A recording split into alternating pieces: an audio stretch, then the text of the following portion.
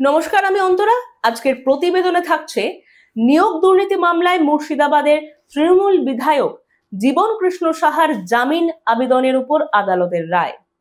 বৃহস্পতিবার কলকাতার বিচার ভবনে এই মামলার শুনানি হয়। শুনানিতে একদিকে জীবন কৃষ্ণ সাহার আইনজীবী জোরালোভাবে দাবি করেন তার মক্কেল সম্পূর্ণ নির্দোষ।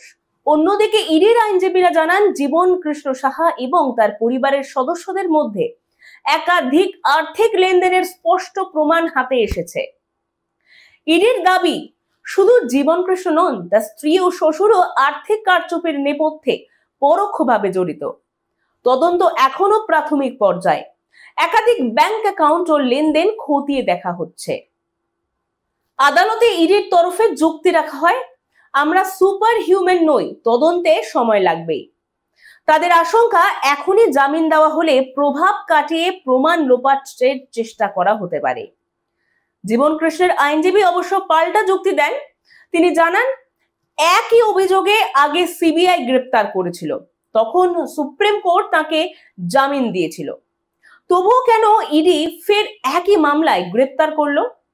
তার আরো দাবি, একজন জনপ্রতিনিধি হিসেবে জীবন কৃষ্ণ সাহার সাংবিধানিক দায়িত্ব রয়েছে। ইডির জবাব, একাধিকবার সমন পাঠানো হলেও তিনি হাজিরা দেননি, তাই বাধ্য হয়েই গ্রেপ্তার করতে হয়েছে। শুনানির সময় বিচারকের পর্যবেক্ষণ, আর্থিক দুর্নীতির তদন্তে কোনো বাধা থাকা উচিত নয়। এদিন মানিক ভট্টাচার্যের প্রসঙ্গ তোলে ইডি। জানায়, সিবিআই মামলায় তিনি সুরক্ষা পেলেও ইডির মামলায় গ্রেপ্তার হয়েছেন। একইভাবে জীবন কৃষ্ণ সাহাকেও জিজ্ঞাসাবাদের স্বার্থে হেফাজতে রাখা জরুরি।